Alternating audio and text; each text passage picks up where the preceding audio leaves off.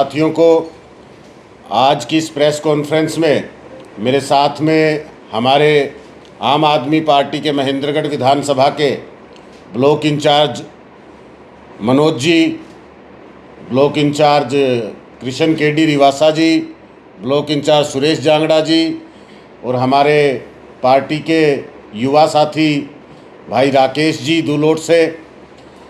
आज इस press conference में जो मुद्दा है वो महेंद्रगढ़ नगर पालिका को लेके आज आप सबको यहाँ आमंत्रित किया है।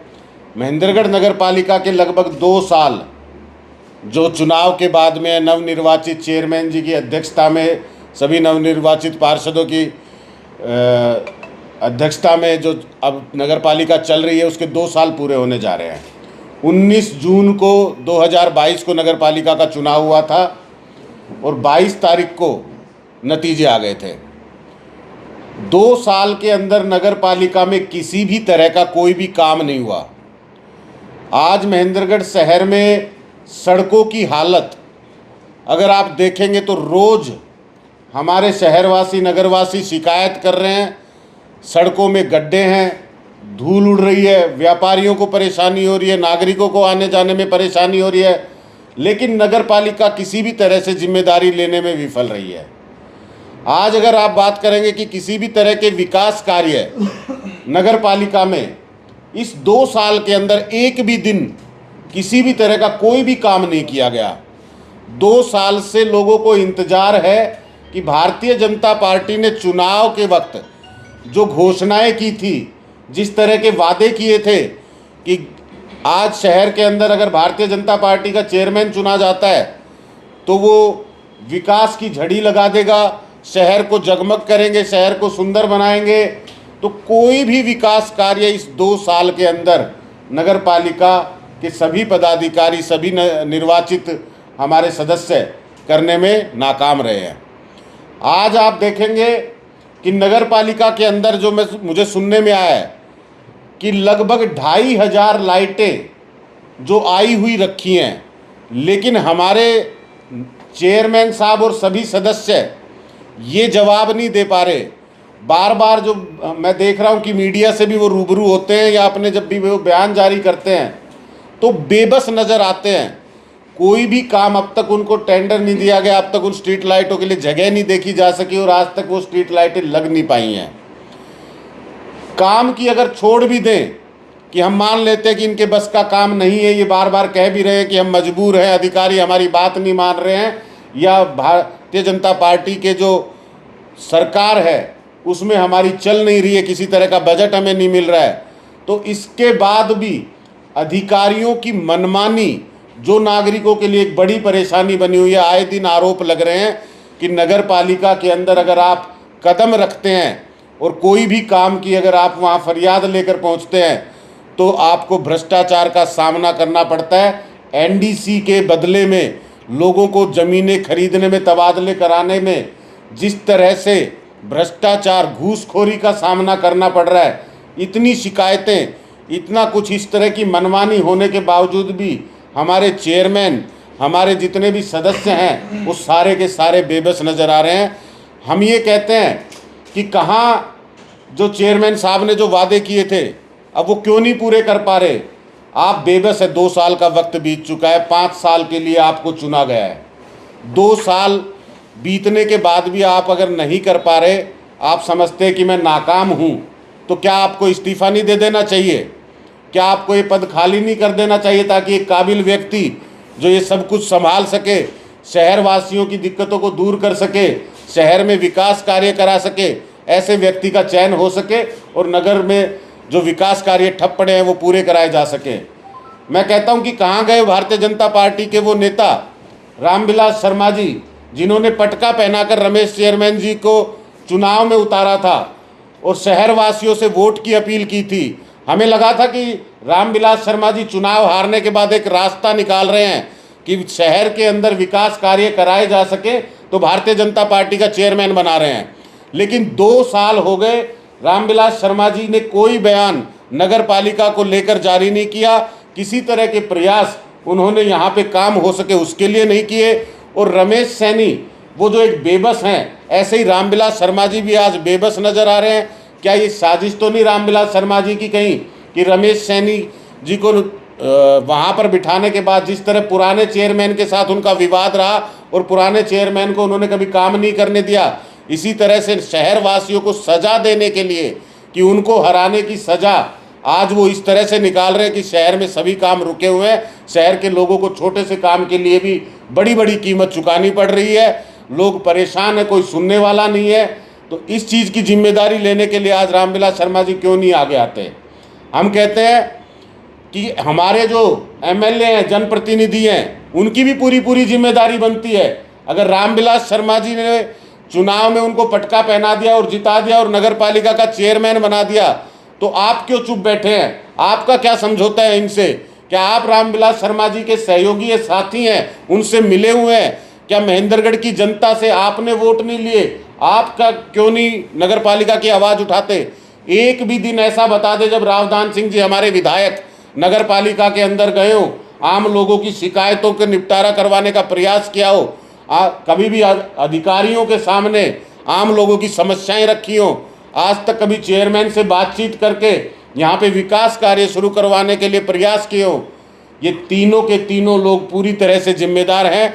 चेयरमैन जो हैं, हमने जब जनता जनप्रतिनिधि चुनती है और चेयरमैन बनाती है, तो जनता का वोट जो है वो इतनी ताकत देता है चेयरमैन को कि कोई भी अधिकारी मनमानी नहीं कर सकता।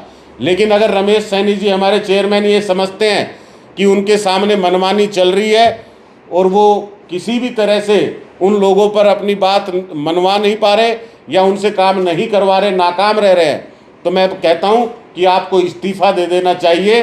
बार बार यही बात कह रहे हैं कि आप जिस तरह से 2 साल से काम नहीं, लोग परेशान हो रहे हैं, तो इस्तीफ़े की जो मांग है इसको आपको मंजूर करना चाहिए।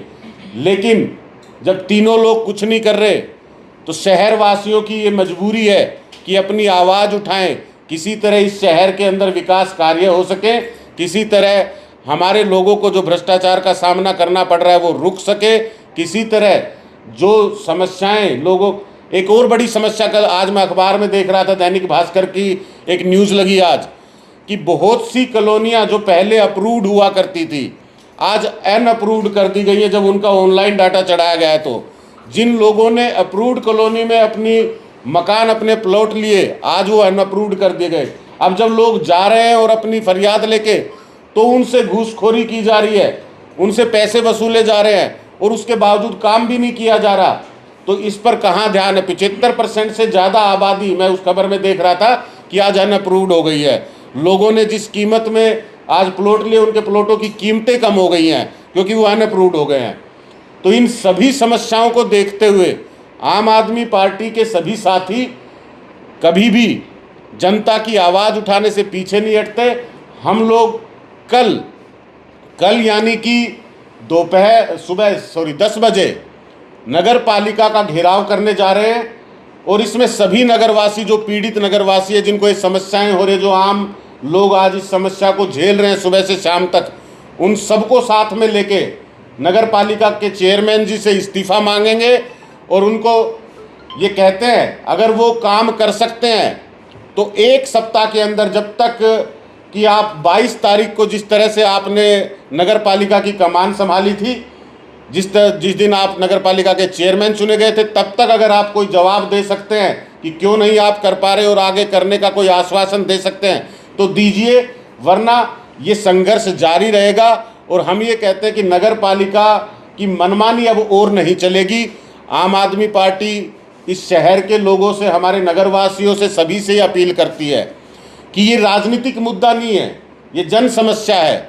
इस जन समस्या में हम चुप नहीं बैठ सकते। आप और हम लोग रोज़ इसको बर्दाश्त कर रहे हैं, सहन कर रहे हैं। कल लाल कोठी से लेकर नगर पालिका तक एक मार्च निकालकर नगर पालिका का घेराव करने जा रहे हैं। आप सबसे मेरी हाथ जोड़कर अपील है कि इनकी मनमानी को अगर रोकना है, जिस तरह से हमने 5 में से 2 साल गंवा दिए, आगे आने वाले 3 महीने में चुनाव होने जा रहा है, अब भी मुझे नहीं लगता कि किसी तरह की कोई गुंजाइश है कि कोई काम किया जा सकता है, कोई शुरू किया जा सकता है। 2 महीने बाद आचार संहिता फिर से लग जाएगी, फिर कोई काम नहीं किया जाएगा। फिर सरकार बन जाएगी, फिर ये लोग खुशियां मनाने में लग जाएंगे या गम मनाने में लग जाएंगे, लेकिन जन समस्याएं खड़ी की खड़ी रहेंगी। तो इसके लिए आवाज़ बुलंद करने के लिए आप सबका हाथ जोड़कर सहयोग मांगता हूं। कल सुबह 10:15 बजे लाल कोठी से 11 हट्टा बाजार, जो मुख्य सड़क जिसके बारे में सभी नगरवासी चर्चा कर रहे हैं बार बार, वहाँ पे जो दुकानदार साथी है जो धूल को झेल रहे हैं, उनके व्यापार पर जो धूल जम रही है, उन सभी व्यापारी साथियों, सभी नगरवासियों से मेरी अपील है कि आप सब हमारे साथ मिलकर नगर पालिका की इस आवाज़ को बुलंद करें ताकि विकास कार्य कराए जा सकें। आपका कोई सवाल होगा? कई कर्मचारियों की भी लगातार मांग है कि उनको जो उपकरण है नगर पालिका द्वारा उपलब्ध नहीं कराए जा रहे। आज नगर पालिका के पास, मैंने जहाँ तक सुना है, जहाँ तक मुझे पता चला है कि 5 टेम्पो हैं 15 वार्ड के अंदर, 5 टेम्पो, जिसमें से 3 टेम्पो काम नहीं करते, 2 टेम्पो के सहारे नगर पालिका चल रही है। क्यों नहीं चेयरमैन साहब ने व्यवस्था अब तक बनाई? ये सवाल है हमारा उनसे। क्या शहर के अंदर जगह जगह पर कूड़ा है, जहां मन किया जा रहा है वहां कूड़े का ढेर लगा हुआ है, अब तक कूड़े उठाने के लिए टेंडर नहीं जारी किए गए? क्यों लंबित है? क्यों नहीं सफाई की व्यवस्था देखी जा रही? नगर पालिका के अंदर लगभग 80 कर्मचारी हैं, जिसके अंदर 50 कर्मचारी जो ठेकेदारी से हैं, कुछ 15 कर्मचारी रेगुलर कर्मचारी है, 15 कर्मचारी जो गेस्ट तरीके से कॉन्ट्रैक्ट पे जो भर्ती किए गए हैं। उन कर्मचारियों में से कुछ कर्मचारी रामविलास शर्मा जी के यहाँ काम कर रहे हैं, कुछ कर्मचारी यहाँ के अधिकारियों के यहाँ काम कर रहे हैं, कुछ कर्मचारी जो है राजनीतिक लोगों को मिले हुए इन्फ्लुएंस में। नगर पालिका में सफाई नहीं हो रही और राजनीतिक लोग उनका फ़ायदा उठा रहे हैं, उनको अपने घरों पर काम करवा रहे हैं। हम ये कहते हैं कि इस तरह का दुरुपयोग रमेश सैनी जी की नाक के नीचे चल रहा है, उनकी शय में चल रहा है। तो ये क्यों चल रहा है और कैसे चल रहा है? क्या रामविलास शर्मा जी के टिकट देने का एहसान रमेश सैनी जी चुका रहे इस तरह कर्मचारियों को उनके घर पर काम करा के? इस तरह का दुरुपयोग, इसकी जांच होनी चाहिए और किस कैपेसिटी में राजनीतिक लोग इन लोगों का इस्तेमाल कर रहे हैं, दुरुपयोग कर रहे हैं, इसके खिलाफ कार्यवाही होनी चाहिए जांच होने के बाद। एक बड़ी मशीन सफाई के लिए नगर पालिका में आई थी, वो अब दिखाई नहीं दे रही, क्या कहना उसके बारे में? देखिए, जो भी सड़क सफाई के लिए जो मशीन आती है, वो ये कह रहे थे कि ये मशीन अब यहाँ आई है और यहाँ अब ये नगर पालिका के पास रहेगी, लगातार शहर की सफाई करेगी। लेकिन अब वो मशीन कहाँ गायब है? रमेश सैनी जी इसका भी स्पष्टीकरण दें कि अब वो सफाई व्यवस्था के लिए आई हुई मशीन कहाँ चली गई? क्या 2 दिन के लिए दिखाने के लिए महेंद्रगढ़ वासियों को वो मशीन दिखाई गई थी कि हाँ भाई इस तरह के उपकरण जो हैं महेंद्रगढ़ आएंगे, आ सकते हैं, हमारा राज आएगा? तो ये एक राजनीतिक आपका जो दिखावा था वोट लेने के लिए, या महेंद्रगढ़ का हक जो है कि वहाँ मशीन होनी चाहिए, यहाँ सड़कों की सफाई होनी चाहिए, वो वापस लौटेगी।